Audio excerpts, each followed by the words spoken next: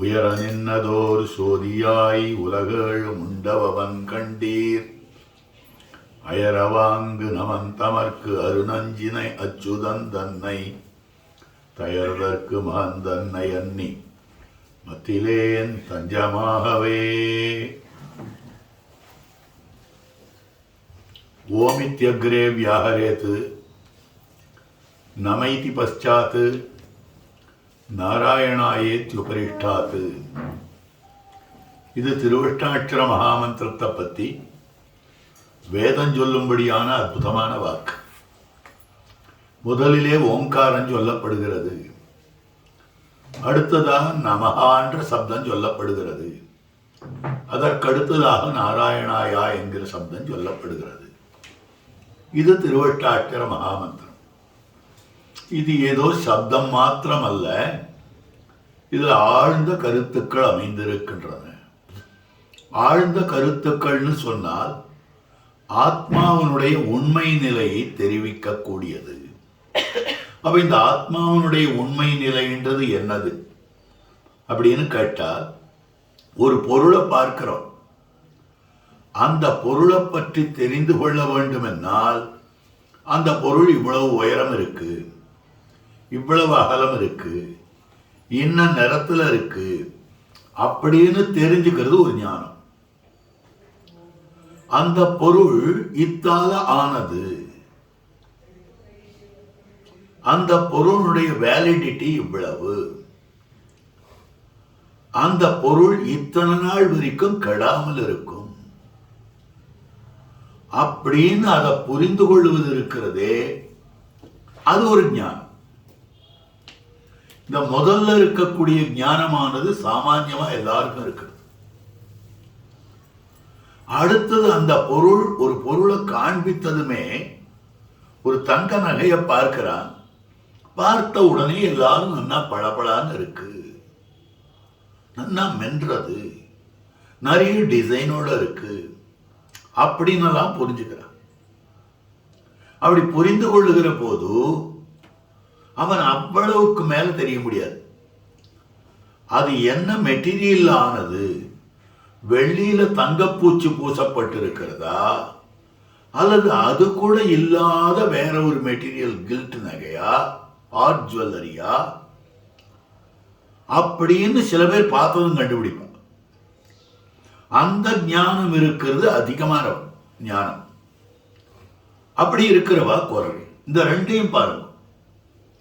எந்த ஒரு பொருளை பார்த்தாலும் அதனுடைய சுபாவத்தை வைத்துக் கொண்டு தெரிந்து கொள்ளுதல், ஸ்வரூபத்தை தெரிந்து கொள்ளுதல், அதனுடைய சுபாவத்தை, அதாவது அது எப்படியெல்லாம் இருக்கோ அதை வச்சு மேலெழுந்த வாரியான ஞானம். அந்த ஞானத்தை விட ஆழ்ந்த ஞானம்தான் உண்மை அறிவுன்னு சொல்லப்படுது. இந்த உண்மை அறிவு எதை பற்றி இருக்க வேண்டும் என்றால், முதல்ல நம்மை பற்றி இருக்க வேண்டும். சாஸ்திரம் காட்டி இருக்கிறது நம்மை பற்றி நாம் தெரிந்து கொள்ள வேண்டும். நம்மை நாம் தெரிந்து கொள்ளவில்லை என்னால் பிரயோஜனம் கிடையாது. நம்மை நாம் ஏன் தெரிந்து கொள்ள வேண்டும் என்றால், நமக்கு என்ன வேணும்னு அப்பதான் தெரியும். என்ன நான் சிங்கம்னு தெரிஞ்சுட்டேனே ஆனால் எனக்கு வேண்டியது வேலைக்கு 2 மானும் 2 பசுவும். என்ன நான் பசுன்னு தெரிந்து கொண்டு விட்டேனே ஆனால் வேலைக்கு எனக்கு புண்ணாக்கு, தவிடு, புல்லு, வைக்கோல் இது வேணும்.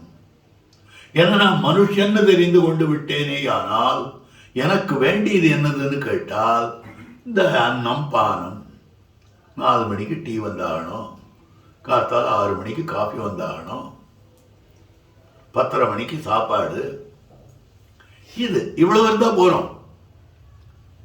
அப்போ நாம் நம்மை என்னன்னு தெரிந்து கொள்ளுகிறோமோ அதை தெரிந்து கொண்டால்தான் நமக்கு என்ன வேணும்னு தெரியும்.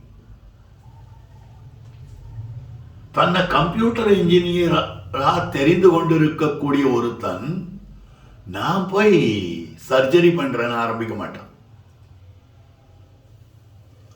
அப்ப யார் யார் தங்களை என்னன்னு தெரிந்து கொண்டிருக்கிறார்களோ அப்படிப்பட்ட அந்த அறிவு தான் அவர்களுக்கு என்ன வேணும்னு நிர்ணயம் பண்ண முடியும். அப்ப நாம யாருன்னு தெரிந்து கொள்ள வேண்டாமா? உன்னை அறிந்தால் நீ உன்னை அறிந்தால் உலகத்தில் போராடலாம் பாட்டு கேட்டிருக்க முடியும். அப்ப நம்மள தெரிஞ்சுக்கணும். அந்த நாம்ன்றது யாரு? இதுதான் விமான நிலையத்திலேயே கேள்வி வந்தது. இந்த கேள்வி அப்ப 2-3 பேரா பேசிட்டு இருக்கும் போது நான் பெரியவன் நீ பெரியவன் இதோ பேசிட்டு இருந்தா. நான் பெரியவன் சொல்றேங்க, நான்றது யாருன்னு கேட்டேன். நான்றது இந்த கையில், நான்றது இந்த கால் இல்லை, நான்றது இந்த உடம்பே இல்லை. ஏன் நான்றது இந்த உடம்பு இல்லை? நான் உட்கார்ந்துருக்கேன், என்ன கேட்கவே இல்லைன்னு சொல்றோம். அப்ப யார் உட்கார்ந்துருக்கா? இவர் தானே உட்கார்ந்துருக்கார். இந்த உடம்பு தானே உட்கார்ந்துருக்கிறது. அப்படின்னா இப்படி இருக்கிற வார்த்தையை பாருங்க. என் தலை வலிக்கிறது, என் கால் வலிக்கிறது அப்படின்னு சொல்றமே ஒழிய நான் வலிக்கிறேன்னு ஒருத்தரும் சொல்றது இல்லையோ. இந்த கை நானா இருந்தால் நான் வலிச்சுட்டு இருக்கேன்னு சொல்லணும். இந்த தலை நானா இருந்தால் நான் வலிச்சுட்டு இருக்கேன்னு சொல்லணும். அப்ப நான் வேற, இந்த கையும் தலையும் வேறன்னு தானே தெரியுது. நம்ம வார்த்தை பாட்டிலேயே இந்த வித்தியாசத்தை பார்த்து கொண்டு இருக்கிறோம். நன்னா தெரியுது. அப்ப நான்றது இந்த உடம்பு இல்லை. அப்ப இந்த உடம்பை விட வேறுபட்டதாக அமைந்திருக்கிறது. பிள்ளலோகாச்சாரியர் தத்துவத்ரயம்னு கிரந்தத்தை அழைச்சிருக்கார். அந்த கிரந்தத்தில் நான்றதுக்கு அர்த்தம் ஒண்ணுனா எடுத்துன்னு இது இல்லை, இது இல்லை, இது இல்லைன்னு கழிக்கிறார். இத்தனை யுக்திவாதத்தாலேயே கழிச்சுட்டு இந்த யுக்திகளுக்கு கண்ணழி உண்டே ஆகிலும், இந்த யுக்திவாதத்தை என்ன யுக்திவாதத்தால் சொன்னாக்கா அதை விட புத்திசாலி அதை அடிச்சுடலாம். என்னைக்குமே ஒரு பொருளை லாஜிக்கா நம்ம ப்ரூவ் பண்ணோமே ஆனால் ஒரு பெட்டர் லாஜிஷியன் நம்முடைய லாஜிக்கே அடிச்சுடலாம். இது லோகத்துல பார்க்கலாம். ஒரே ஒரு திஷ்டாந்தம் சொல்றேன். ஒரு மரத்துல ஒரு கிளி உட்கார்ந்து இருந்தது. இந்த மரத்துல கிளி இருக்கு அப்படின்னா, இந்த மரத்துல கிளி இருக்குன்னு நீ எப்படி சொல்ற? எனக்கு ப்ரூவ் பண்ணு. நேர கிளியை காண்பிச்சிருக்கான். இந்த மரத்துல கிளி இருக்குன்னு நீ எப்படி சொல்ற? எனக்கு ப்ரூவ் பண்ணுன்னு கேட்டான். அது ஒரு கிளை இருக்கா? அது சவுத் சைடா போறதா? அதனுடைய நுனியில ஒன்றும் இலையே இல்லாத ஒரு கொம்பு நீட்டின்னு இருக்கா? அது மேல பச்சையா ஒன்று உட்கார்ந்துருக்கு பாரு, மூக்கு செவந்திருக்கு பாரு, கிளிதானே அப்படின்னா அவனை பிடிச்சி இந்த பக்கம் எடுத்துன்னு போறான். இந்த வடக்கு பக்கம் ஒரு கிளை போறதா? ஆமா. அங்க ஒரு கொம்பு நீட்டின்னு இருக்கா? ஆமா. அது மேல ஏதாவது இருக்கா? ஒண்ணும் இல்லை. அப்ப அங்க கிளியே இல்லை. அப்ப அந்த மரத்துல கிளியே இல்லை. நீ இங்க கிளி இருக்குன்றதுக்கு என்ன லாஜிக் சொல்றியோ அதே லாஜிக் தான் நானும் சொல்றேன் அப்படின்னு சொல்லுவான். அப்ப இதை வைத்து பார்க்கிற போது நமக்கு தெரிகிற அம்சம் என்னன்னா, லாஜிக்கா ஒன்றை ப்ரூவ் பண்ண ஆரம்பித்தோமே ஆனால் நம்ம விட புத்திசாலி அந்த லாஜிக்கா அழிச்சுடுவான். அதனால்தான் நம்முடைய பெரியவர்கள் தர்க்கத்தை வச்சுண்டு ஸ்தாபிக்கணும்னு நினைக்கிறதே கிடையாது. தர்க்கம் பிரமாணத்துக்கு ஒத்து இருந்தா ஸ்தாபிக்கலாமே ஒழிய தர்க்கத்தை வச்சுட்டு எல்லாவற்றையும் ஸ்தாபித்து விட முடியாது. பகவான தர்க்க ரீதியா இருக்காருன்னு சொல்லலாம், தார்க்கிகர்கள் சொல்லலாம். எப்படின்னா, ஒரு குடம் இருக்கு, அந்த குடத்தை செய்த ஒரு குலாலன் இருக்கான்னு இல்லையோ, அந்த மாதிரி இந்த பிரபஞ்சம் இருக்கு. இந்த பிரபஞ்சத்தை நிர்மாணித்தவன் ஒருத்தன் இருக்கணும் இல்லையா, அவன் தான் பகவான் அப்படின்னு ப்ரூவ் பண்ணலாம். இந்த ப்ரூஃப் ரொம்ப நாள் நிற்காது. இவனோட ஒரு புத்திசாலி வந்தானே ஆனால் இதை அடிச்சுட்டு போயிடுவான். அதனால 10 வருஷ காலம் பெருமாள் இருக்காருன்னு சொல்லுவான், 10 வருஷ காலம் பெருமாள் இல்லைன்னு சொல்லிவிடான். இப்ப இருக்கிறதும் இல்லாததும் மாத்தி மாத்தி மாத்தி பெருமாளுடைய நிலை இன்ஸ்டேபிளா போயிடும்.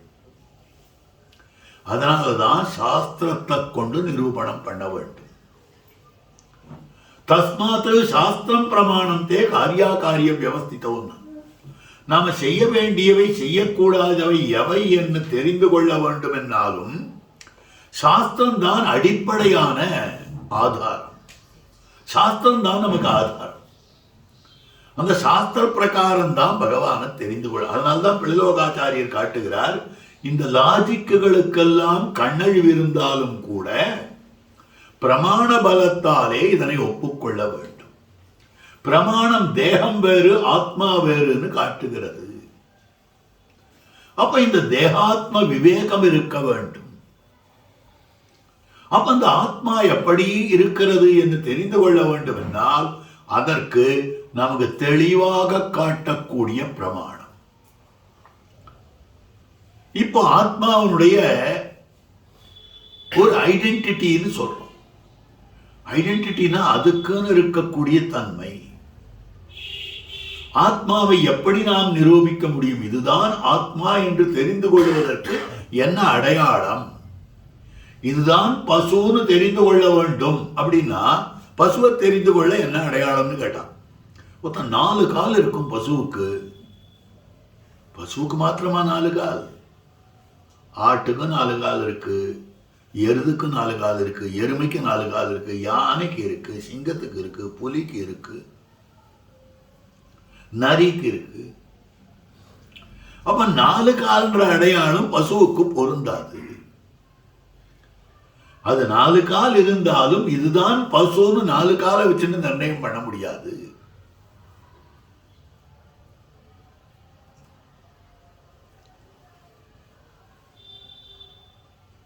ஒரு இடத்துல உள்ளுக்குள்ள அனுமதிக்கணும்.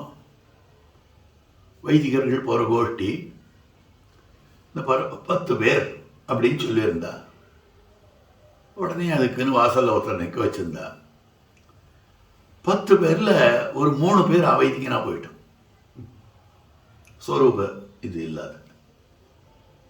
உடனே நீ ஏன் வாழ அனுப்பிச்ச அப்படின்னு அந்த காரங்க, நீ சொன்னது 10 பேர், அந்த கணக்கில் பார்த்தா 20 கால். நான் பார்த்தேன் 20 கால் இருந்து அனுப்பிச்சிட்டேன், நீ மற்றபடி சொல்லலையே.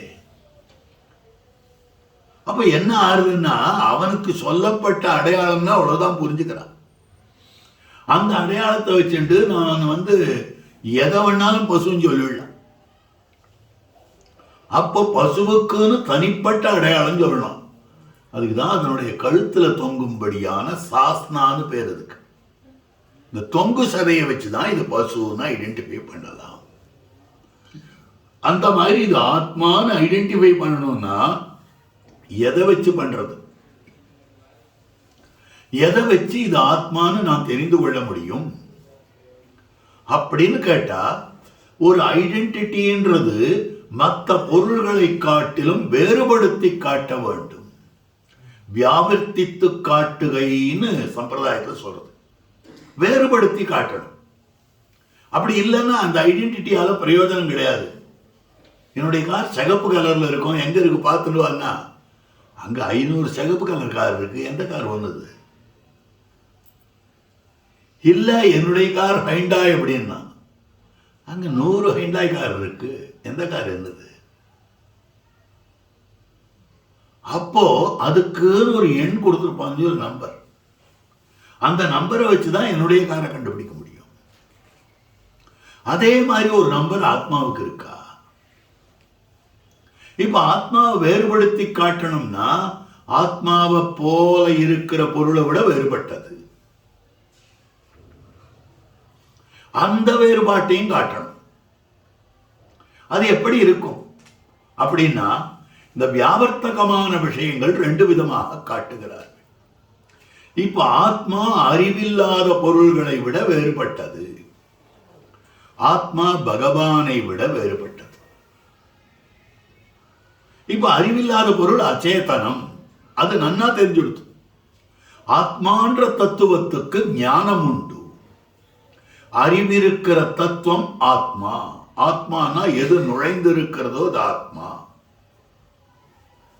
ஆத்மான்ற சப்தத்துக்கு தாது பிரகாரம் வரும்படியான விஷயம். தாது பிரகாரம் வரும்படியான விஷயம் எது வியாபித்திருக்கிறதோ எது நுழைந்திருக்கிறதோ அது ஆத்மா அப்படின்னு அர்த்தம் சொல்ற. அப்ப இந்த சரீரத்துக்குள்ள நுழைந்திருப்பது ஆத்மா. அப்ப சரீரத்துக்குள்ள நுழைந்திருக்கக்கூடிய ஆத்மானா சரீரத்தை விட வேறுபட்டதுன்னு தெரியுது. சரீரத்துக்குள்ள நுழைந்திருக்கிற ஆத்மாவுக்கும் சரீரத்துக்கும் என்ன வித்தியாசம்னா, சரீரம் அறிவில்லாதது, ஆத்மா அறிவுள்ளது. இந்த ரெண்டு விஷயம் பார்க்க. இப்ப ஆத்மா அறிவிருக்கிறதுனா சரீரத்தை விட வேறுபடுத்தி காட்டப்பட்டு விட்டது, அச்சேதனத்தை விட வேறுபடுத்தி காட்டப்பட்டு விட்டது. அப்ப இந்த ஆத்மா பரமாத்மாவோட வேறுபட்டதுன்னு எங்க காட்டியிருக்கு? ஏன்னா பரமாத்மாவுக்கு ஞானம் உண்டோ இல்லையோ? பரமாத்மாவுக்கு ஞானம் இருக்கு, ஜீவாத்மாவுக்கு ஞானம் இருக்கு. அப்ப ஜீவாத்மா பரமாத்மாவோட வேறுபட்டதுன்றது எங்க வச்சு சொல்றது அப்படின்னு கேள்வி வருது. ஆத்மாவனுடைய ஒரு தன்மையை சொல்லணும்னா மான்ற எழுத்து சொல்லிடுறது பிரணவத்துல. அதுதான் ஓமித்யகிரேன்னு ஆரம்பிச்சு. பிரணவத்துல மான்ற எழுத்து ஆத்மாவை காட்டுகிறது. இப்ப இந்த மான்ற எழுத்துக்கு என்ன அர்த்தம் அப்படின்னா, மனஞானே மதி ஹர்ஷே. மான்ற எழுத்தானது ஞானம் என்னும் பொருளிலே வரும், சந்தோஷம்ன்ற பொருளிலே வரும். அப்ப எதுக்கு ஞானமும் சந்தோஷமும் அதாவது ஆனந்தமும் இருக்கிறதோ அது ஆத்மா. அப்ப ஞானமும் சந்தோஷமும் இல்லாதது அச்சேதனம். இது தெரிஞ்சிடுது. தேகத்திலே வியாவிருத்தி தத்துவசேகரத்திலே சொன்னோம், தேகத்தை விட வேறுபட்டது. ஆனா பரமாத்மாவோட வேறுபட்டதுன்றது எப்படி சொல்றது அப்படின்னா, ஆயா ஆயா ஊ மா. இந்த பிரணவம் 3 எழுத்து இருக்கு, ஆவு மான். இந்த ஆவு மாவை கொஞ்சம் எக்ஸ்பேண்ட் பண்ணா என்ன ஆகும்னா ஆ ஆய ஊ மான் ஆகும். அதை இன்னும் கொஞ்சம் தெளிவுபடுத்தினோமே ஆனால் ஆ ஆயா ஏவ மான் ஆகும். ஆ ஆயா ஏவ மான்னா ஆயைவ மா, ஆவுக்கே மா. ஆன்னா பகவான், மான்னா ஜீவாத்மா. அதனால பகவானுக்கே ஜீவாத்மா. அப்ப பகவானுக்கே ஜீவாத்மா அடிமை அப்படின்னு இதுல காட்டுறது. அப்ப வித்தியாசம் புரிஞ்சு போச்சா? இப்போ அடிமை கொள்ளுபவன் பகவான், அடிமையாய் இருப்பவன் ஜீவாத்மா. அப்போ அடிமை கொள்ளுபவன் ஜீவாத்மா, அடிமையாய் இருப்பது அச்சேதனம். இது புரியுது. இப்ப இந்த கைபேசி என்னுடையதுன்னு சொன்னால் இது எனக்கு அடிமைப்பட்டதுன்னு அர்த்தம். அப்ப எல்லா சேதனங்களும் ஆரோவத்தனுக்கு அடிமைப்பட்டிருக்கு, இந்த உடம்பு உட்பட. இந்த உடம்பு உள்ள இருக்கிற ஆத்மாவுக்கு அடிமைப்பட்டிருக்கு. எந்த பொருளா இருந்தாலும் அந்த பொருளுடைய சொந்தக்காரனுக்கு அடிமைப்பட்டிருக்கு, இல்ல உபயோகப்படுத்துறவனுக்கு அடிமைப்பட்டிருக்கு. அப்ப சேஷத்துவம் இதுக்கெல்லாம் சொரூபம். ஆனால் அறியும் தன்மையாக அமைந்திருக்கக்கூடியது ஆத்மாவுக்கு. அறியும் தன்மை இருக்கக்கூடிய ஆத்மா பகவானுக்கு அடிமைப்பட்டது. இது பிரணவத்தில் அர்த்தம் சொல்றது. சரி, அடிமையை காப்பாற்ற வேண்டிய பொறுப்பு யாருடையது? அடிமையை காப்பாற்ற வேண்டிய பொறுப்பு சொந்தக்காரந்து கிடையாது. ஒரு எஜமானனுக்கு ஒரு வேலைக்காரன் வேலை செய்யறான்னா அவன் போய் வேலையை செய்து எஜமானனுக்கு ஒரு சந்தோஷத்தை விளைவித்து விட்டு அவன் வயிற்று பாட்டை தான் தான் பார்த்துக்கணுமே ஒழிய அவன் வாயில எஜமானன் கொண்டு வந்து ஊட்ட மாட்டான். நமக்கு பசு அடிமைன்னா பசுவை பாலை கறந்து நாம சாப்பிடுவோம், ஆனா பசுதான் புல்லு மேயணும். அப்ப அடிமையா இருந்தால் பிரயோஜனம் கிடையாது. நாம பகவானுக்கு அடிமைனா we have to take care of ourselves. அதான் அர்த்தம். வேலைக்காரனுக்கு உடம்பு சரியில்லைன்னா வைத்தியன் இடத்துல ஆறு போய் கொண்டு போய் காமிக்கணும், வேலைக்காரன் உடம்பு தான் காமிக்கணும். எஜமான் தூக்கி போவானா? மாட்டான். அதனால அடிமையா இருக்கிறான்னு சொல்லிட்டு அது போறாது. அதே இந்த கைபேசி ஏதாவது பொழுது போட்டு இருந்தது, பேட்டரியில் ஏதாவது கோளாறு, இல்லை எனக்கு டச் ஸ்கிரீன் ஒர்க் பண்ணலை அப்படின்னா, ஐயோ நம்ம எஜமானனுக்கு நம்ம சௌகரியமா இருக்கணுமே, நம்ம எஜமானனாச்சே அவர், அதனால நாமே போய் கடைக்கு போய் பேட்டரி போட்டு வந்துடலாம் அப்படின்னு இது போறதா? நான் தான் எடுத்துட்டு போனோம். அடியேன் எடுத்துக்கொண்டு சென்றால் ஒழிய இது சரியாகாது. அப்போ இதுக்கும் அடிமைக்கும் என்ன வித்தியாசம்னா, இது அடிமையாயிருப்பதோடன்றியில் உடைமையாயிருக்கிறது. இந்த உடைமையாயிருக்கிறான்றதான் நமஹா. பிரணவத்தில் நமஹான்ற வார்த்தை தெரிவிக்கிறது. மொத்தம் கான்செப்ட்ஸ். திருமந்திரம்ன்றது கான்செப்ட், சரமஸ்லோகம்ன்றது இன்ஸ்ட்ரக்ஷன்ஸ், துவயம்ன்றது பிராக்டிக்கலா அது implementation. Thirumanthiram is the concept, that's all. இதுதான் சட்டம், அவ்வளவுதான். Is the act, is the rule, அவ்வளவுதான் இருக்குது. ஆனால் அந்த ரூல் பிரகாரம் இப்படி செய்யணும்னு ப்ரொசீஜர் எழுதி கொடுக்கிறது இருக்கிறதே, அது சரம ஸ்லோகம். அது இம்ப்ளிமெண்டேஷன் இருக்கிறதே, அந்த இம்ப்ளிமெண்டேஷன் துவயம். நல்லா பார்த்துக்கோங்க, ரொம்ப அழகா கொண்டு வந்திருக்கா. மந்திர விதி அனுசந்தானங்களோட சேர்த்தி. மந்திரம் அது வெறும் கான்செப்ட சொல்லிட்டு போயிடும், பா இதுதான் பா, இது கான்ஸ்டிடியூஷன் இவ்வளவுதான். அதுக்கேற்ற மாதிரி லாஸ் அண்ட் ரூல்ஸ் எல்லாத்தையும் போட்டுக்க வேண்டியது. அந்த லாஸ் சட்டம் தான் சாஸ்திரம் விதிக்கிறது. அதுதான் சரம ஸ்லோகம். என்னையே சரணமாக பற்று, நானே எல்லா பாபங்களிலிருந்தும் விடுவிக்கிறேன். அது பெருமாள் சொல்லிட்டார். சரணமாக பற்ற வேண்டியது நான் தானே. பிரபத்யே, பற்றுகிறேன், என்ன பிராக்டிக்கல் பாருங்க. அந்த மாதிரி அமைந்து இருக்கக்கூடியது. அப்ப பார்க்கிற போது இந்த இடத்துல நமகான்றது என்ன சட்டம் சொல்றதுனாக்கா, நான் எனக்கு உரியவன் என்று. I am not my property. I do not belong to me. நான் எனக்கு சொத்தல்ல. அப்ப அவனுக்கே சொத்து. அப்ப என்னுடைய வெல்ஃபேர் மொத்தத்தினுடைய ரெஸ்பான்சிபிலிட்டி அவன். I cannot take a responsibility of my own. இது முக்கியமா பார்க்கணும். இதுக்கு திருஷ்டாந்தம் பார்க்கணும்னா, எல்லாரும் இங்க அயோத்திக்கு வந்திருக்கோம். சில பேர் கிரகத்தை போட்டின்னு வந்திருப்பார். திரும்பி போற வேலைக்கு உள்ள நிறைய தூசு தும்பெல்லாம் இருக்கும். அதே பத்ரிகாசிரம யாத்திரை போறேன், துவாரகை யாத்திரை போறேன், பஞ்சத்வாரகை யாத்திரை போறேன்னு ஆரம்பிச்சோம்னா 10 நாள் 15 நாள் போட்டுட்டு வரணும். அப்போ ஒட்டடையெல்லாம் கூட படிச்சிருக்கோம். என்னைக்கு திரும்பி போக போறோமோ அன்னைக்கு காத்தால் நம்முடைய கிரகம், ஐயோ நம்ம எஜமானன் நம்மளை விட்டு போயிருக்கான், 15 நாளா தும்பம் தூசுமா இருக்கும், நம்ம மொத்தத்தையும் சுத்தமா பெருக்கி வளைக்கி மெழுகி துளைச்சி கோலம் போட்டு ஒட்டடை அடிச்சு எல்லாத்தையும் பளபளான்னு வச்சு வாசகதவை திறந்து வச்சுக்கணும் அப்படின்னு திறந்து வைக்கிறதுன்னு வச்சுக்கோங்க. உள்ள என்ட்ராச்சு நாம பயப்படுவோமா, சந்தோஷப்படுவோமா? ஐயோ பேய் வந்ததோ, பிசாசு வந்ததோ. சொத்துன்னா தன்னை தானே காப்பாற்றி கொள்ளக்கூடாது, நல்லா புரிஞ்சுக்கோங்க.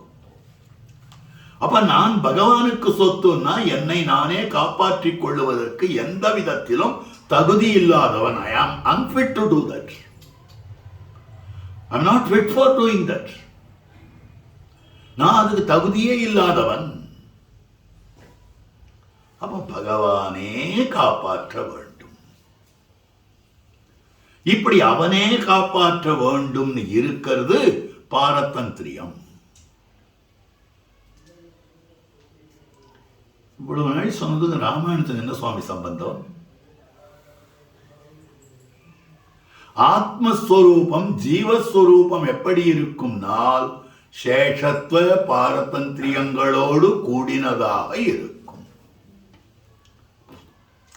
அப்ப சேஷத்துவம்னு ஒரு ஸ்வரூபம், பாரதந்திரியம்னு ஒரு ஸ்வரூபம், ரெண்டு ஸ்வரூபமா அப்படின்னு கேட்டா எர்லியர் ஸ்டேஜ் சேஷத்துவம், ஃபைனல் ஸ்டேஜ் பாரதந்திரியம்.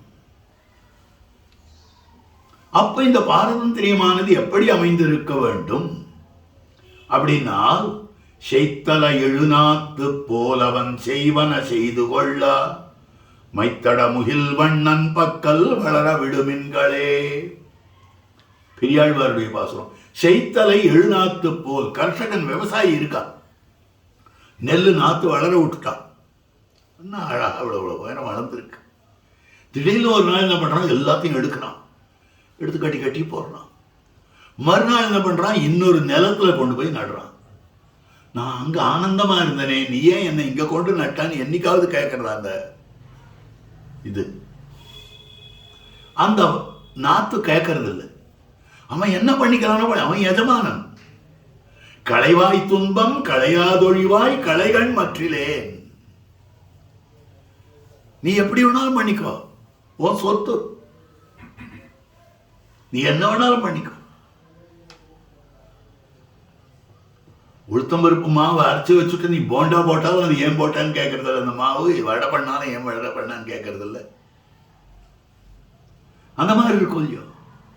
இல்ல தோசை மாவுக்கு போடுவனா போட்டாலும் அது ஏன்னு கேட்கறது இல்லை. இதே நிலைதான். இந்த நிலையில நாம் இருக்க வேண்டும். இத ஸ்ரீராமாயணம் காட்டுற மாதிரி எந்த கிரந்தமும் காட்டுறது கிடையாது. ரொம்ப அழகான விஷயமாக இருக்குது. ரெண்டு பேருடைய சரித்திரத்தை சுவாமி காட்டுறாரு தன்னுடைய ஸ்ரீகோசத்துல. அதுக்கு அடிப்படை பேட்டிக்கையா சொன்னதுதான் எவ்வளவு நாள். நேற்று மாதிரி இன்னைக்கு 1/2 மணி காலம் அவதாரிக்கையிலே போயிடுது, முன்னுரையிலே. ஏன்னா இந்த விஷயம் அடிப்படையா புரிஞ்சாதான் மேற்கொண்டு நமக்கு தெரியும் விஷயத்தை. அழகா காட்டக்கூடிய விஷயம். அப்போ பெருமாள், பிராட்டி, இளைய பெருமாள் இவ 3 பேரோடையும் காட்டுக்கு எழுந்துள்ளி விட்டார். இதுலயே பிரணவத்தை காட்டுறார் வால்மீகி. அக்ரத பிரயயௌ ராமஹா சீதா மத்தியே சுமத்யமா பிருஷ்டதஸ்து தனுஷ்பாணிஹி லக்ஷ்மணஹ அனுஜகாமஹா. அக்ரத பிரயயௌ ராமஹா, ராமபிரான் முன்னால போறார்.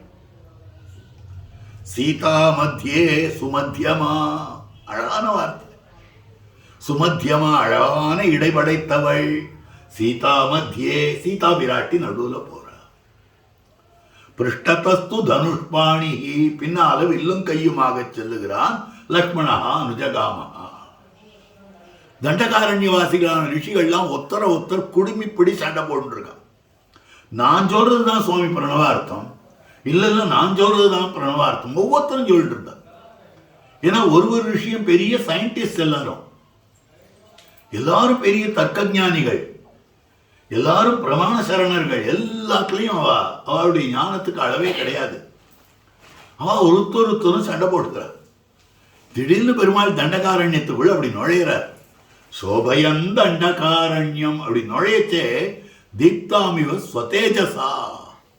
அவ்வளவு நாள் ஒரே இருளடைஞ்சு கிடஞ்ச தண்டகாரண்யம் பளபளபளன்னு பிரகாசமாச்சான். இவன் 3 பேரும் போறாள, எப்படி இருக்கும்? அது வாஸ்தவமான சத்தியமான வார்த்தை. எதனாலன்னா, பெருமானுடைய திருமேனி இருக்கிறதே, அதுக்கு தனி திருமேனி சௌகுமாரிய காந்தியாதிகளும் நாரசப்தத்தில் அர்த்தம் சொல்றார். பெருமானுடைய திருமேனி காந்தி சௌகுமாரியாதிகளும் முமுட்சுப்படியில் காட்டுறார். அந்த திருமேனி காந்தியோட கூடி இருக்கும், பல பல பல பல பல அந்த ஒளி இருக்க அபாரமா இருக்கும். பரமபதத்து திருமேனிக்கு அந்த வெளிச்சம் உண்டு, பார்க்கடல் இருக்கிற பெருமாளுடைய திருமேனிக்கு அந்த வெளிச்சம் உண்டு. அதே மாதிரி வெளிச்சம்தான் அந்த எம்பெருமானுடைய அவதார திருமேனிக்கும். அர்ச்சாவதார திருமேனியில அர்ச்சகாளுடைய ஒரு விசேஷமான ஒரு உபச்சாரத்தினால் அந்த பளபளப்பு வரும். அர்ச்சாவதார திருமேனிக்கு பளபளப்பு எதனால வருதுன்னா, அர்ச்சகஸ்ய தபோயோகாத்,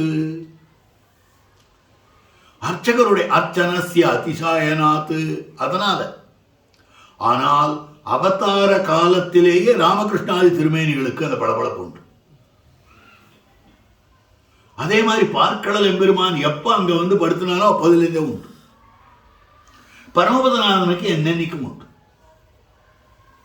அப்போ அத்தனை தேஜஸோட பெருமாள் நுழைகிறார். திடீர்னு என்ன இப்படி ஒரு வெளிச்சம் தெரியுது, என்னன்னு தெரியலையே அப்படின்னு திரும்பி பார்த்தா அத்தனை பேருடைய சண்டை நின்று போச்சு. அதோ பாருன்னு காட்டினா என்ன பிரணவமே கையும் காலும் முளைத்து நடந்து வருகிறது பார்.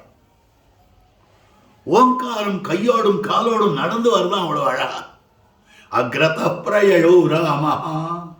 பெருமாள் முதல்ல அகாரார்த்தம் வருதா ஆயிதி பகவதா நாராயணஸ்யா பிரதமாபிதானம் அகாரார்த்தோ விஷ்ணு. பெருமாள் நடந்து வர்றார். சீதா மத்தியே சுமத்தியமா. சீதா பிராட்டி மெல்லிய இடைவடைத்தவள். ஐயோ என்ன அழகான வார்த்தை. சீதா பிராட்டினுடைய ஸ்வரூபத்துக்கு ஏற்ப ஸ்திரீகள்னா மெல்லிய இடை. இதெல்லாம் இலக்கியங்கள் இருக்கு, இதெல்லாம் சாகித்யங்கள் இருக்கு, இதெல்லாம் சிங்கார ரசத்துல நிறைய சொல்றா. அது அர்த்தம் இல்லைங்க. அதாவது மெல்லிய இடை அப்படின்னா என்ன அர்த்தம்? நடுப்பதம் மெலிந்திருக்கும். முதல் பதம் பிரணவம், நடுப்பதம் நமஹா, நாராயணாய பதம். எப்ப பாரதந்திரியம்னு வந்துடுத்தோ நம்முடைய ஸ்வரூபம், நம்முடைய ஸ்திதி, நம்முடைய பிரவருத்தி, நம்முடைய நிவிருத்தி எல்லாமே நமக்கு உட்பட்டிராமல் மற்றவாளுக்கு உட்பட்டு இருக்கிறதோ அப்ப அது பாரதந்திரியம். ஒரு பொருள் முதல் க்ஷணத்தில் இருக்கிறது ஸ்வரூபம், அது தொடர்ந்து அதே மாதிரி இருக்கிறது ஸ்திதி. அந்த பொருள் ஒரு காரியத்தை செய்யறது பிரவருத்தி, அந்த பொருள் ஒரு காரியத்தை செய்யாம நிறுத்துறது நிவிருத்தி. இந்த 4 விஷயங்கள். இந்த 4 விஷயம் அமைஞ்சிருக்கு. 4 நம்ம கையில இல்லை. நாம இந்த ஆத்மாவா இருக்கிறதும் பகவான் கையில, ஆத்மா தொடர்ந்து ஆத்மாவா இருக்கிறதும் பகவான் கையில, ஆத்மா ஒரு காரியத்தை செய்ய முற்படுவதும் பகவான் கையில, ஆத்மா ஒரு காரியத்தை செய்யாத தூங்கிறதும் பகவான் கையில். 4 அவன் கையில் இருக்கிறபடியாலே இதுதான் பாரதந்திரியம். இந்த பாரதந்திரிய ஞானம் வேண்டும். அதுதான் ஸ்வரூப யாதாத்மிய ஞானம். அப்போ என்னை காப்பாற்றிக் கொள்ளுவதில் எனக்கு அன்வயமே இல்லைன்னா எவ்வளவு மெல்லிசா போயிட்டோம் பாருங்க. நம்ம இத்தனை நாளா நம்ம மேல இது இருக்கு அது இருக்கு அது இருக்குன்னு குண்டா இருந்தோம். இப்ப மெல்லிசா போயிட்டு. ஏன்னு சொன்னால் என்ன காப்பாத்திக்கிற ரெஸ்பான்சிபிலிட்டி எனக்கு இல்லாத போதும். நமக்கு ஒண்ணுமே வேண்டாமே, அவன் காப்பாத்திக்கிறானே. அப்ப நம்ம இடத்துல ஒண்ணும் கிடையாது. அதுதான் சுமத்தியமா. வேடிக்கையா சொல்றது உண்டு. திருமங்கை ஆழ்வார் கேட்ட கேள்விக்கு வாயத்திறந்து பதில் சொன்ன பெருமாள் காஞ்சிபுரத்தில் அஷ்டபுஜம் பெருமாள். அழகியதாம் இவரார்கோல் என்ன அட்டபுயகரத்தேன் என்னாரே. ரொம்ப அழகா இருக்காரு இவர். யாரு அப்படின்னா நான் தான் அஷ்டபுஜ பெருமாள், நான் தான் அஷ்டபுஜ பெருமாள்னு அவரே சொன்னாராம். கண்ணன் நான் பிறந்திருக்கேன் தானே வந்து சோபனை சொன்னார். நம்ம ஆத்துல குழந்தைகள் பிறந்தாக்க எங்க ஆத்துல குழந்தை பிறந்திருக்கு நாம சொல்லிட்டு போறோம். ஆனா கண்ணனுக்கு சொல்றதுக்கு ஒத்துரும் இல்லை. அங்க யாரு வசுதேவரும் தேவகி தான் ஜெயில இருந்தா, ஆளே கிடையாது. அவர் பிறந்திருக்காருன்னு சோபனம் சொல்றதுக்கு கண்ணன் நான் பிறந்து இருக்கிறேன் சங்கச்சக்கர கதா பாணியாக வந்து அவதாரம் பண்ணார். அந்த மாதிரி இந்த இடத்துல அட்டபுயகரத்தேன் என்னாரே. அப்போ இது பாசுரம், நாயகி பாசுரம். அந்த இடத்துல சொல்லும்படியான வார்த்தை அந்த பொண்ணு தாயார் இடத்துல சொல்றாளாம். வஞ்சி மருங்குல் நெருங்க நோக்கி வாய் திறந்து ஒன்று பணித்ததுண்டு. இந்த பெருமாள் என்ன பண்ணார் தெரியுமா? அவர் என்ன பண்ணார் தெரியுமா? வஞ்சி மருங்குல் நெருங்க நோக்கி என்னுடைய இடுப்பு பார்த்தார். அப்படி வாய் திறந்தொன்னு பணித்ததுண்டு. வாயை திறந்து ஒரு வார்த்தை சொன்னார். தாயார் கேட்கிறார், என்னடி சொன்னார்? ஒரு கியூரியாசிட்டி இருக்கும் போதியோ. மாப்பிள்ளை பொண்ணுகிட்ட என்ன பேசினார்னு சொல்லிட்டு அந்த தாயாருக்கு தெரிஞ்சுக்கணும்னு ஆசை இருக்காதா? இது நல்லபடியா பேசியிருக்காரா? நல்லபடியா குழந்தைய வச்சிருப்பாரா? இல்ல வெள்ளரைப்பதன் முன்னம் துறை ஏதாவது கண்ணுரங்காதே இருந்து கடையும் தான் வல்லங்கொலோ. வேடர் மரக்குலம் போலே வேண்டித்து செய்தன் மகளை கூடிய கூட்டமேயாக கொண்டு கூடி வாழுங்கோலோ, என்ன பண்ணுவானோ தெரியலையே அப்படின்னு ஒரு பயம் இருக்கும் இல்லையோ. அதெல்லாம் அந்த நாய். இன்னைக்கு அதான் ஒன்றும் பயம் கிடையாது. அவன் பயப்படன பாவம் எல்லாம் இருக்கும். அப்போ அந்த மாதிரி இருக்கக்கூடியது. அப்போ என்ன சொன்னான் அப்படின்னு கேட்டு, ஒன்று பணித்ததுண்டு. ஆஹா, நான் அவரோடு பேசிட்டு ஒன்றும் சொல்லணுமா? அதெல்லாம் சொல்ற வார்த்தையெல்லாம் இல்லை. நாங்கள் 1000 பேசிப்போம். அதெல்லாம் வாயத்தன்னு சொல்ல முடியுமா? அதெல்லாம் சொல்ல மாட்டேன். ஆனா என்ன பேசினான்றது பெரியவா தான் பிள்ளை சொல்லிட்டார். காரணம் என்னன்னா, இவர் தான் அந்த நாயகியாவே இருந்திருப்பார். அவருக்கு தெரியாதா? ஆழ்வார்களுடைய திருவுள்ளத்துக்கு அர்த்தம், திருவாக்குக்கு அர்த்தம் ஆச்சாரியாளுக்கு போல வேற யாருக்கும் தெரியாது. நேரவா திருவுள்ளத்தை அப்படியே படிச்சுவாவா. இப்போ எதற்கு இருக்கிறவாளுக்கு தான் தாட் ரீடிங், மைண்ட் ரீடிங் எல்லாம் இப்போ சொல்ல முடியும். என்னைக்கோ இருந்தவாளுடைய திருவுள்ளத்தில் என்ன இருக்குன்னு இவாளுக்கு தான் தெரியும். அப்போ தெரிவிக்கிறார், வஞ்சி மருங்கு நெருங்க நோக்கி. வார்த்தையை பாருங்கோ, என்னுடைய இடைய பார்த்து சொன்னான். நெருங்க நோக்கி வாய் திறந்தொன்னு பணித்ததுண்டு. என்ன சொல்லியிருக்கான்? பெண்ணே இடை ஒடியா நின்னது. உன்னுடைய இடுப்பு ஒடிஞ்சு போடும்போதற்கு அதனால உன்னை தாங்கிக்க வேண்டாமா? 2 கை போராது, 4 கை போராது, 8 கையோட வந்திருக்கேன். அட்டபு யகரத்தே நின்னாரே. அப்ப இடையோடியா நின்னதுன்னா என்ன அர்த்தம்? உன்னை ரட்சிக்கிறதுக்கு நான் தான் ரட்சிக்கணும். உன்னால உன்னை காப்பாற்றிக் கொள்ள முடியாத மெல்லிய இடை. அந்த மெல்லிய இடை தான் நம சப்தம். பாரதந்திரியத்தை காட்டுறது. நாம் அவனுக்கே பரதந்திரப்பட்டவர்கள். சீதா மத்தியே சுமத்தியமா அப்படின்ற வார்த்தைக்கு அனுகுணமாக பிரணவார்த்தம் அப்படியே கையங்காலும் முளைத்து போகிறார் போலே பிரணவமே செல்லுகிறது. இதை கம்பர் வச்சுட்டார் மனசுல. ரொம்ப அழகா இந்த ஸ்லோகத்தை மனசுல வச்சுட்டார். அவர் தெரிவிக்கக்கூடிய வார்த்தை, வெய்யோனொளி தன்மேனியின் விரிசோதியில் மறையார் பொய்யோ எனும் இடையாளுடும் இளையானுடும் போனான் மையோ மரதகமோ மறி கடலோ மழை முகிலோ ஐயோ இவன் வடிவென்பதொரு அழியா வழகுடையான். ரொம்ப அழகான வார்த்தை. வெய்யோனொளி தன்மேனியின் விரிசோதியில் மறையா. இதுக்குன்னு அர்த்தம் எடுத்துட்டா அதுக்கே 1 மணி காலம் ஆகும். சூரியனுடைய தேஜஸானது பெருமாளுடைய திருமேனியிலிருந்து புறப்பட்ட தேஜஸின் ஒளியிலே மறைந்தது. சோபையன்னு தண்டகாரண்யம் கொஞ்சம் முன்னால் சொன்னா அது அப்படியே எடுக்கிறார் பாருங்க. வெய்யோனொளி தன் மேனியின் விரிசோதியில் மறையா. அடுத்தது சீதா மத்தியே சுமத்தியமா பொய்யோ எனும் இடையாளுடும். ஐயோ, இடை இருக்கோ இல்லையோ அப்படின்னு சொல்லிக்கொண்டு இளையானுடும் போனான். இந்த அழக வர்ணிக்க முடியலையே என்னால அப்படின்னார். மையோ, மை போல என்ன கனகரேல் ஸ்னிக்த நீளமா இருந்தான், கருப்பா இருந்தார் பெருமாள். மையோ, மை கருப்பா இருக்கும், ஆனா பளபளப்பு இருக்காதே. மரதகமோ, மரதக பச்சை போலே பளபளன்னு இருக்கிறான். மரதக பச்சைன்னா இவ்வளவு சின்னதா இருக்கும், ஏதோ துணியில முடிச்சுன்னு போயிடலாம். இல்ல மறிகடலோ, என்ன பெரியவனா இருக்கான் தெரியுமா? கடலா ஒரு கை ஜலம் எடுத்து சாப்பிட முடியாதே, அந்த மாதிரினா இருக்கும். இல்ல மழை முகிலோ, எல்லாருக்கும் உபயோகப்படக்கூடியது.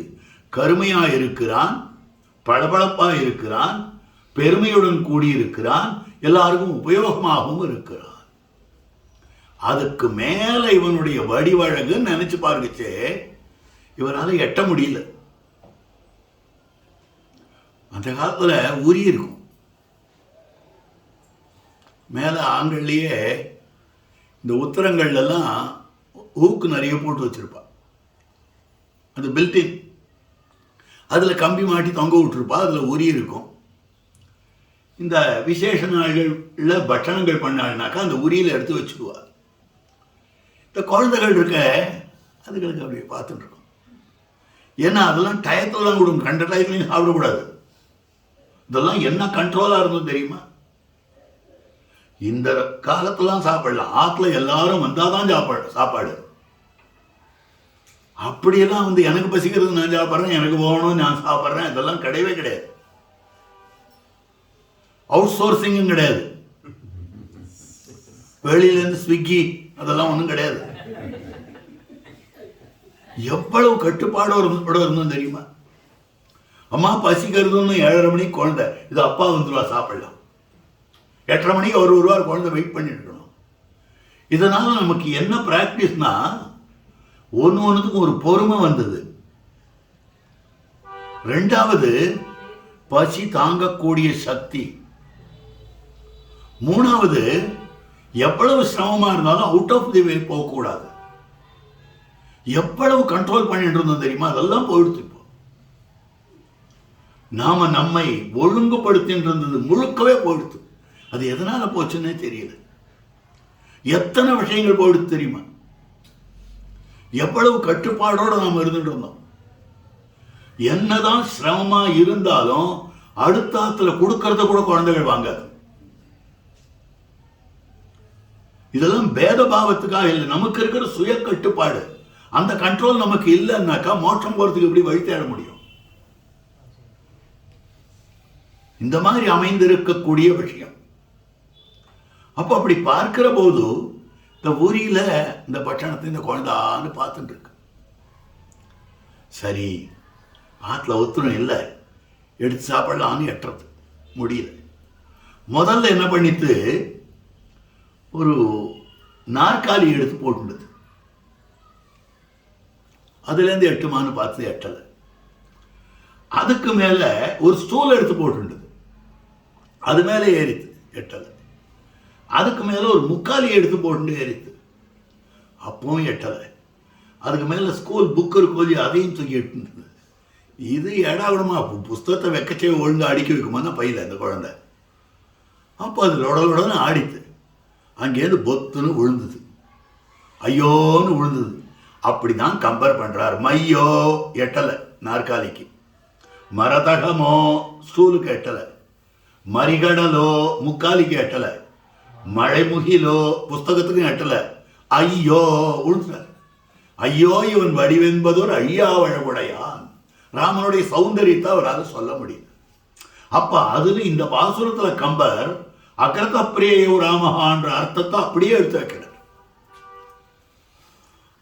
அப்ப நடுப்பதமான அந்த நமசப்தம் இருக்கிறதே, அந்த நமசப்தம் தான் பரதாழ்வானாலே காட்டப்பட்டது, சீதா பிராட்டியாலும் காட்டப்பட்டது. சுவாமி இதுதான் சாய்க்கிறார். பரதாழ்வானாலே எங்கு காட்டப்பட்டது, சீதா பிராட்டியாராலே எங்கு காட்டப்பட்டது. அந்த ரெண்டு விஷயத்தையும் ஒரு 10-15 நிமிஷத்துக்குள்ள சொல்றேன். ஏன்னா அப்புறம் கோட்டிங் போனோம் நம்ம 6 மணிக்கு சன்னதிக்கு. இப்போ சக்கரவர்த்தி திருமகனார், பிராட்டி, இளைய பெருமாள் 3 பேரும் காட்டுக்கு போயிட்டு இருக்கான்னு ஆரம்பிச்சு. அவ புறப்பட்டு போன பிற்பாடு யுதாஜித்தனுடைய கிரகத்தில் இருந்து வந்து சேருகிறான் பரதாழ்வான். அவன் அனுப்புறான், அவனை அழைச்சிட்டு வர சொல்றான். வந்ததும் தகப்பனார் எங்கேன்னு கேட்டான். எல்லாரும் போற இடத்துக்கு போனார். அப்போ ஓன்னு உருண்டு அழறான், ரொம்ப கஷ்டப்பட்டு அழறான். அவனுக்கு இருந்த துக்கத்துக்கு அளவே கிடையாது. கம்பர் தெரிவிக்கிறார், துக்கம்ன்றத படம் எழுத முடியுமா?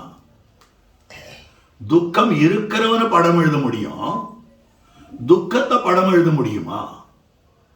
தித்திப்பா இருக்கக்கூடிய பொருள்கள், பழத்தை படம் எழுத முடியும், ஆனால் அந்த பழத்தினுடைய சுவையை படம் எழுத முடியுமா? அந்த மாதிரி துக்கப்படுறவனை படம் எழுத முடியும், சித்திரம் எழுத முடியும், துக்கத்தை சித்திரம் எழுத முடியாது. இல்ல இல்ல, நீ பரதனை எழுது, அது துக்கமா போயிடும். துக்கத்தினுடைய மொத்த வடிவம். கருணையை யாராவது ஒரு உருவம் பண்ண முடியுமா அப்படின்னா, கருணையினுடைய உருவம் தான் பிராட்டி. தேவ்யா காருண்ய ரூபையா, கருணை வேறு பிராட்டி வேறு இல்லை. பிராட்டிக்கு கருணை இருக்கு, இல்ல இல்ல, பிராட்டியே கருணை.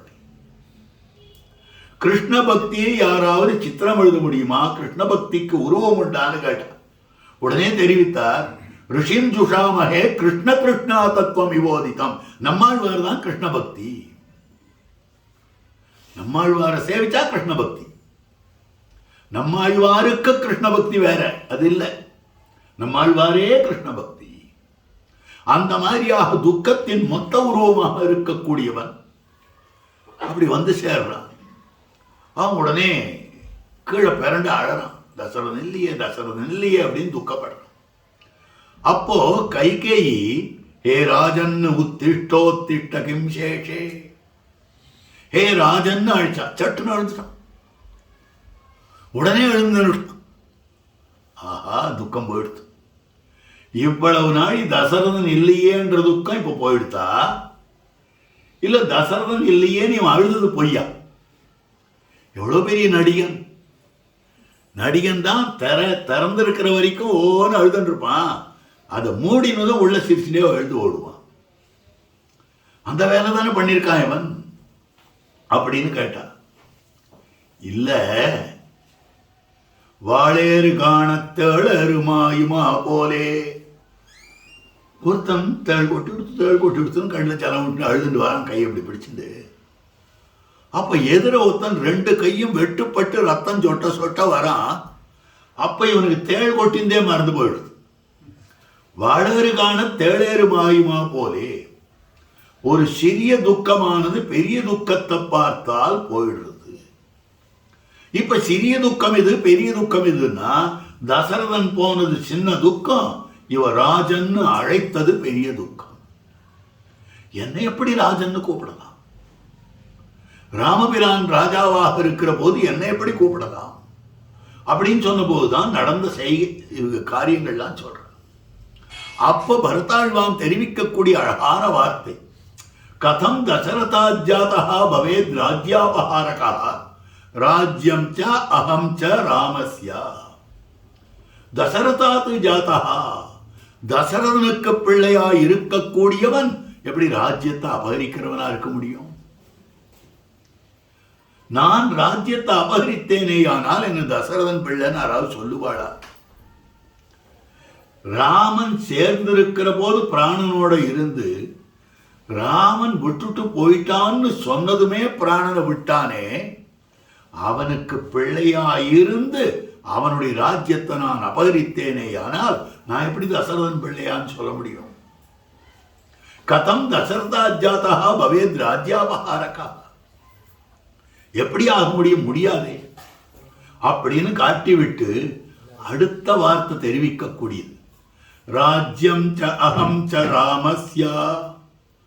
ராஜ்யமும் ராமனுடைய சொத்து, நானும் ராமனுடைய சொத்து. அப்படி இருக்கிற போது எப்படி நாம் அவன் விட்டுட்டு போன ராஜ்யத்தை நான் ஆடுறதுன்றது பொருத்தமாகும். ராஜ்யம் ச அகம் ச ராமஸ்யா தர்மம் பக்தும் இஹார்ஹசி. வசிஷ்டாச்சாரியரே நீர் சொல்லும், நீர் தர்மசாஸ்திரம் தெரிஞ்சவர் தானே. நானும் ராஜ்யமும் ராமனுடைய சொத்து. இதுதான் அச்சித்வத் பாரதந்திரியம்னு பேர். ராஜ்யம்ன்றதுக்கு ஞானம் இல்லை, ஆத்மான்றதுக்கு ஞானம் உண்டு. ஞானமற்றதாயிருக்கக்கூடிய ராஜ்யம் எப்படி ராமனிட்ட வழக்காயிருக்கிறதோ, அதே மாதிரி ஞானம் இருக்கக்கூடிய இந்த ஜீவாத்மாவும், நானாகிற ஜீவாத்மாவும் ராமனிட்ட வழக்கு. அப்ப எங்க 2 பேரையும் கண்ட்ரோல் பண்றோம். அவன் எப்படி ராஜ்யத்தை அவன் கண்ட்ரோல் பண்றானோ அந்த மாதிரி என்னையும் கண்ட்ரோல் பண்ணணும். எப்படி அவன் ராஜ்யத்தை ஆள்றானோ அந்த மாதிரி அவன் என்னையும் ஆளணும். 2 தனித்தனி சொத்தா இருக்கிற போது ஒரு சொத்து இன்னொரு சொத்தை ஆள்வது கிடையாது. ஒரு சொத்து இன்னொரு சொத்தை ரட்சிக்காது. என்னுடைய வாட்ச் செல்போனை காப்பாற்றும், செல்போன் வாட்சை காப்பாற்றும் எங்கேயாவது உண்டா? கிடையவே கிடையாது. தர்மம் பக்தும் யாரசி. என்ன பார்த்தா ஒன்னும் தெரியாது சொல்ற நீ? வசிஷ்டர் கேட்கிறார், ஏன் ஒன்னும் தெரியாது சொல்றேன்னு சொல்றீங்க? ஒரு எஜமானனுடைய சொத்து ஒரு பெட்டி இருக்கு. ஒரு எஜமானனுடைய சொத்து ரத்னம் இருக்கு. இந்த ரத்னத்தை பெட்டி காப்பாத்துறதா இல்லையா? ஒரு சொத்து இன்னொரு சொத்தை காப்பாத்தாதா? ரத்னத்தை பெட்டி காப்பாற்றுகிறார் போலே நீ ஏன் ராஜ்யத்தை காப்பாற்றக்கூடாது? என்னைக்காவது இந்த ரத்னம் தானே போய் என்னை காப்பாத்துன்னு பெட்டி உள்ள உட்கார்றதா, அல்லது பெட்டி தான் நான் உன்னை காப்பாத்துறேன் உள்ள வந்து உட்கார்ந்துக்கோன்னு சொல்றதா? பரதாழ்வான் கேட்டான். இந்த எஜமானனாக பார்த்து இந்த ரத்னத்தை எடுத்து பெட்டியில வைத்தானேயானால் பெட்டி காப்பாத்துறது, இல்லைன்னா காப்பாத்தாதே. அப்படி காப்பாற்றவில்லை என்றால் அந்த பெட்டிக்கும் பாரதந்திரியம் போயிடும். அந்த ரத்னம் ஒப்புக்கொள்ளவில்லை என்றால் ரத்னத்துக்கும் பாரதந்திரியம் போயிடும். அப்ப ரெண்டுமே பரதந்திரப்பட்டவை என்றது எப்படி தெரியுதுன்னா, இந்த எஜமானனாக பார்த்து இந்த பெட்டியை பார்த்து நீ காப்பாத்துன்னு நியமிக்கணும். இந்த எஜமானனாக பார்த்து ரத்னத்தை பார்த்து நீ உள்ள உட்காருன்னு நியமிக்கணும். அப்பதான் இந்த பெட்டி காப்பாற்றுமே ஒழி, இல்லைன்னா காப்பாத்தாது. அந்த மாதிரி நிஜமாகவே ராமபிரானுக்கு இந்த அபிப்பிராயம் இருக்கான்னு தெரிந்து கொண்டு அதுக்கப்புறம் பார்க்கலாம். ராஜ்யம் ச அகம் ச ராமஸ்ய. என்ன அழகான வார்த்தை! சம்பிரதாயத்தில் எவ்வளவு பெரிய வார்த்தை தெரியுமா? ராஜ்யம் நாம ஈக்குவல் ஸ்டேட்டஸ் தான் அப்படின்னா பரதாழ்வான் என்ன அற்புதமான பாரதந்திரியத்துக்கு அனுகுணமான வார்த்தை சொல்லி இருக்கக்கூடியது. அதாவது பெருமாள் தெரிவிக்கக்கூடிய வார்த்தை.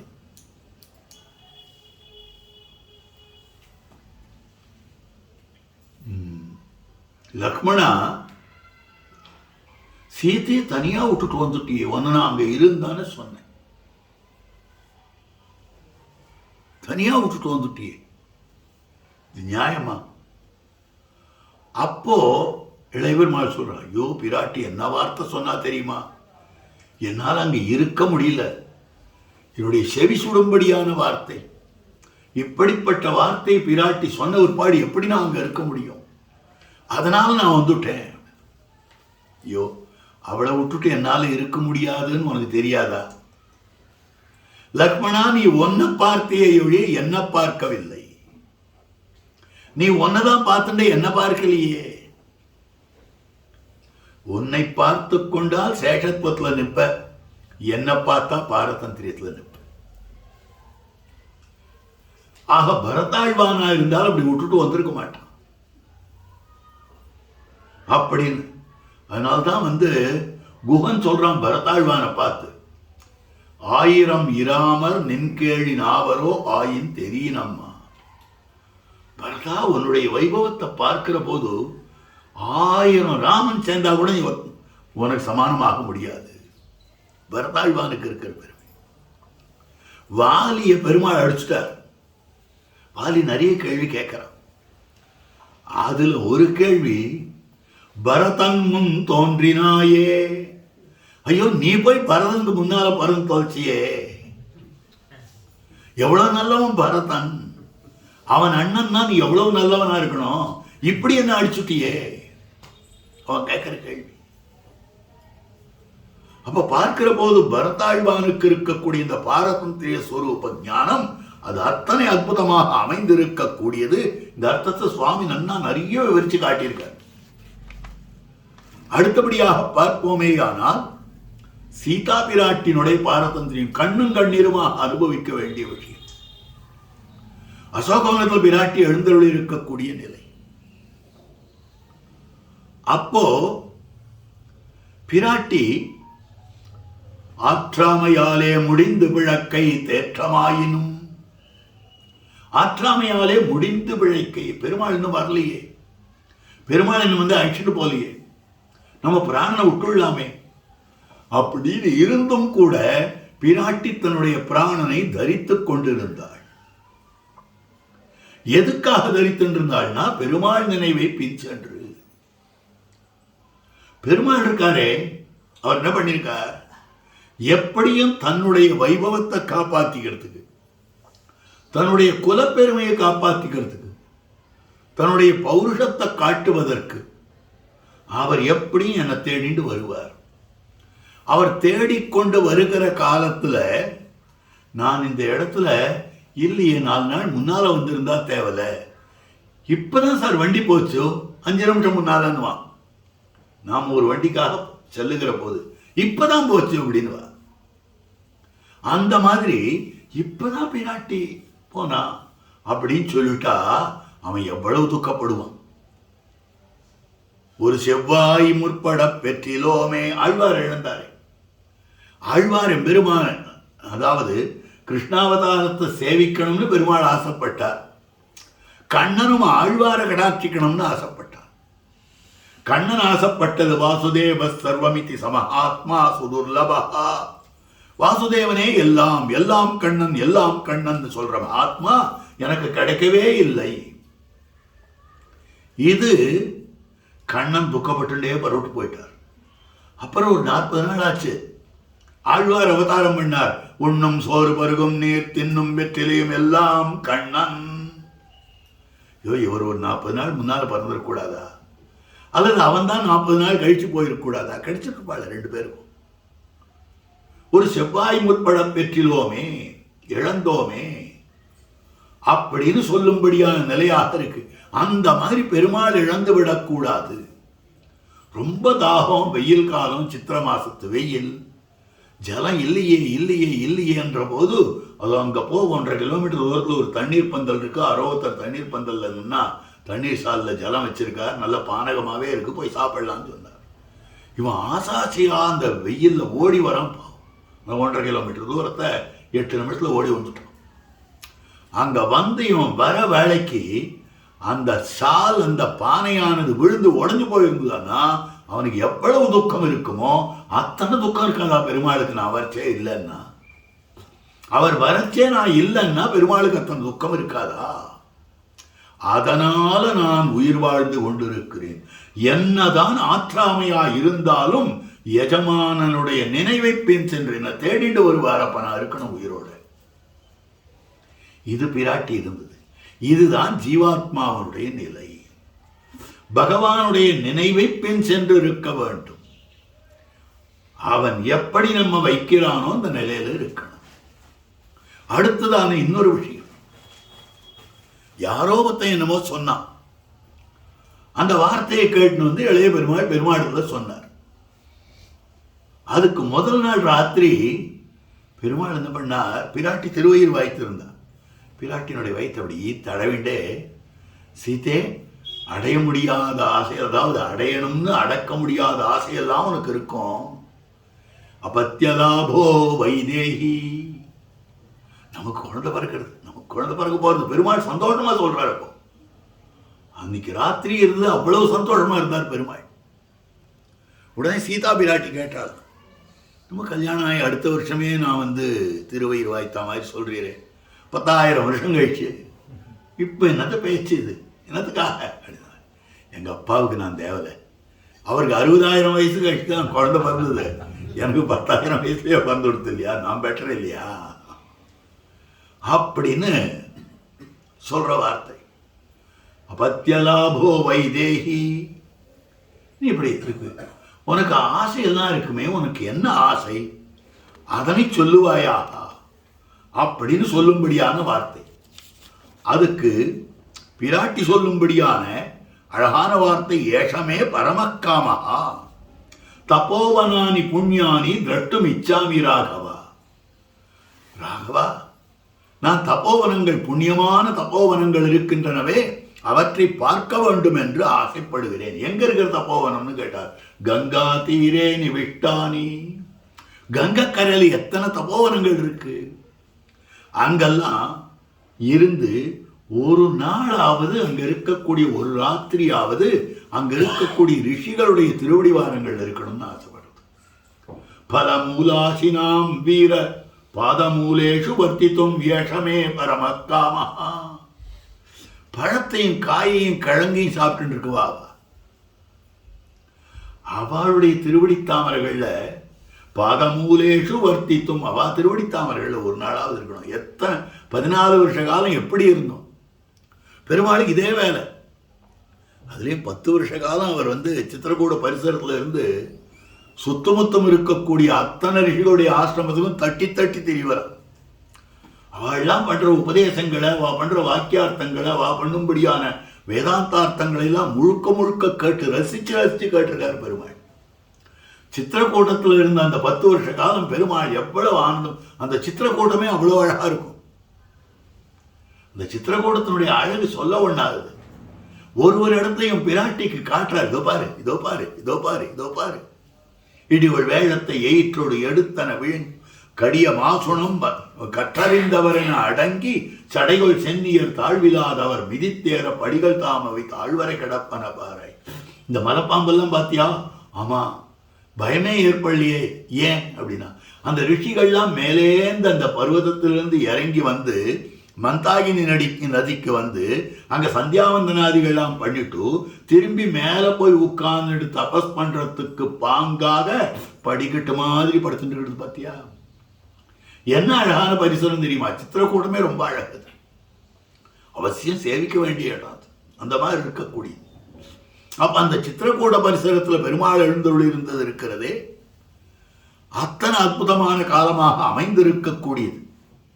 அந்த கங்கா தீரத்திலே இருக்கக்கூடிய பற்பல இடங்கள், அந்த ரிஷிகளுடைய ஆசிரமங்கள் ஒன்னொன்றுலையும் பெருமாள் தட்டி தட்டி தட்டி தெரிந்து கொண்டிருந்தார். இதே வேலை 14 வருஷ காலம் 10 வருஷ காலம் பெருமாள் இப்படியே இருந்தார்னாக்கா என்னமான அனுபவம் பாருங்க. ரிஷிகளிடத்துல எவ்வளவு விஷயங்களை கேட்டு ஆனந்திச்சிருப்பார். பிராட்டி ஆனந்திச்சிருப்பாளே. அவளுடைய திருவடிவாரங்கள்ல இருக்கணும்னு ஆசைப்படுறேன். முதல் நாள் ராத்திரி சொல்லியிருக்கார். மறுநாள் காத்தால எழுந்து இளையபெருமாள் சொன்னதும் சீதா ஆசைப்பட்டிய போய் வா, பெருமாள் ஆரம்பிச்சுட்டார். இளையபெருமாள் தேரை ஓட்டின்னு போய் கங்கக்கரையில இறக்கிட்டு நான் புறப்படுறேன். நாளை காத்தால வரையா கேட்டா, இல்ல இல்ல நீ இங்கேயே இருக்க வேண்டியதான். ஏன் அப்படின்னதும் இந்த மாதிரி அரோகத்தன் சொல்லிவிட்டான், தேவர் பேர்ல தோஷம் சொல்லிவிட்டான், அதனால பெருமாள் இங்க உம்மை கொண்டு விட்டு சொன்னார். அது பிரகாரம் நான் பண்ணிட்டேன். அப்ப பிராட்டி தன்னுடைய வயிற்றை தொட்டு காட்டி சொல்லும்படியான வார்த்தை, பாரு என்னுடைய வயிற்றுல ராகவனுடைய வம்சம் வளர்றது. நகல்வத் தெய்வ சௌமித்ரே ஜீவிதம் ஜான்னவி ஜலே. இப்ப நான் பெருமாளுக்கு தேவையில்லை. லங்கா ராஜ்யத்தில் இருந்த போது நான் பெருமாளுக்கு தேவை தேடிட்டு வருவார்னு அவருக்காக என்னுடைய பிராணனை வச்சுட்டு இருந்தேன். இப்ப இந்த கங்கையிலேயே குதிச்சு பிராணனை விட்டுருவேன் நான். நகலு, ஆனா அது பண்ண முடியாது. ஏன் பண்ண முடியாதுன்னா, ராமனுக்கு நான் வேண்டாம், அவனுடைய வம்சம் என் வயிற்றுல வளர்றத அத்தை அழிக்கிறதுக்கு எனக்கு என்ன அதிகாரம்? எப்ப இப்படிப்பட்ட ஒரு பெரிய பழியை சொல்லி அனுப்பிச்சிருப்பாடு, அவன் என்ன அவன் வம்சம் என்ன எல்லாம் நாசமா போட்டான்னு விழ வேண்டியது தானே. பெருமாள் நினைவை பின் சென்று கட்டிலே வைத்த போதோடு காட்டிலே விட்ட போதோடு வாசியரா. பெருமாள் அந்த புறத்தில் வச்சிருந்த போதும் பெருமாளுடைய திருவுள்ளத்தை பின் சென்றாள், காட்டில விட்ட போதும் பெருமாளுடைய திருவுள்ளத்தை பின் சென்றாள். இத போல பாரதந்திரியம் வேற யாரும் காட்ட முடியாது.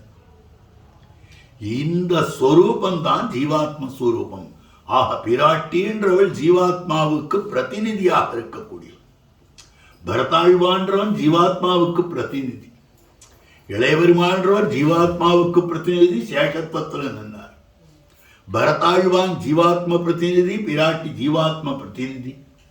அதனால் அவள் பாரதந்திரியத்திலையும் நின்றிருக்கிறார். அப்ப ஜீவாத்மாவனுடைய ஸ்வரூபம்னு ஸ்ரீராமாயணம் காட்டுறது சேஷத்துவ பாரதந்திரியங்கள். நமசப்தார்த்தம் பிரணவார்த்தம், இது ரெண்டையும் ஓம் நம அப்படின்ற அர்த்தத்தை தான் ஜீவாத்ம ஸ்வரூபமாக காட்டக்கூடியது ஸ்ரீராமாயணம். இதுதான் ஸ்ரீராமாயணமும் ஜீவனும்னு அர்த்தம். இதுக்கு மேல விரோதியாவது என்னது அப்படின்னு கேட்டா, அகங்கார மமகாரங்கள் விரோதி, அனாவசியமான விஷயத்துல ஆசை வைக்கிறது விரோதி. இதெல்லாம் தசரதனை பார்த்தா தெரியுது, இதெல்லாம் பரதாழ்வான பார்த்தாலே ஓரளவுக்கு தெரியுது. எங்கன்னா வேண்டாத விஷயத்துக்கு போனான், அதனால தானே பெருமாளை விட்டு பிரிய வேண்டியிருந்தது. அம்மான் கூப்பிட்டான்னு புறப்பட்டு போனான், அதனால இந்த மாதிரி ஆயிற்று. பெருமாளை விட்டுட்டு விலகி போனானோ இல்லையோ அப்படின்னு அதுவும் விரோதி. ஆபாச பத்து தியாஜ்யம்ன்றது அதுவும் சொல்லப்படுகிறது. அதுக்கு மேல பிராட்டி சாட்சாத் பிராட்டியா இருந்தாலும் நமக்காக காட்டி கொடுத்திருக்கிறது. ஜீவாத்ம லட்சணம் இப்படிதான் இருக்கணும். ஜீவாத்மாவுக்கு இதெல்லாம் விரோதி. பெருமாளை பார்த்து பிராட்டி தெரிவித்திருக்கக்கூடிய வார்த்தை என்னன்னா, ஸ்திரியம் புருஷ விக்கிரகம் சொல்லலாமா? புருஷோத்தமனை பார்த்து எங்கப்பா ஏமாந்து போயிட்டார், என்னை காட்டுக்கு அழைச்சின்னு போக மாட்டேன்னு சொல்றியே, எங்கப்பா ஏமாந்து போயிட்டார், ஒரு பெண் பிள்ளைக்கு ஆணுடை உடுத்திய பெண் பிள்ளைக்கு என்னை கல்யாணம் பண்ணி கொடுத்துட்டார் அப்படின்னு சொல்றா. புருஷோத்தமனை பார்த்தா இந்த வார்த்தை சொல்றது. இது பெருமாள் கருவிண்டே இருந்தார், சரியான சமயத்தில் காமிக்கிறேன் பார் அப்படின்னு சொல்லிட்டு கரதூஷணாதிகள் 14,000 ராட்சசர்களையும் வதம் பண்ணிட்டு இப்படி உடம்பெல்லாம் அப்படியே ரத்தமா வந்து அப்படி நிற்கிறார் பெருமாள். சிரிச்சுட்டே வர்றார். யாரை பார்த்து என்ன சொன்னேன், எப்படி இருக்கும் பார்த்தியா, நான் 14,000 பேரையும் ஒரு முகூர்த்த காலத்துல அப்படியே துவம்சம் பண்ணியிருக்கேன், ஜாகிரதை. என்ன பார்த்தா ஸ்திரியம் புருஷ விக்கிரகம்னு சொன்ன. தம் திருட்வா, வால்மீகி பகவான் சொல்ற தம் திருட்வா, தம்ன்றதுக்கு எவ்வளவு அர்த்தம் காட்டுறாருங்க. ஆக அப்படி அந்த புருஷோத்தமனை பார்த்து சொன்னது. இதை பிராட்டி அசோகவனத்தில் யோசனை பண்ணி பார்க்கிறார். அடுத்தது இளைய பெருமாளை சொல்லணாத வார்த்தையெல்லாம் சொல்லிட்டாள்.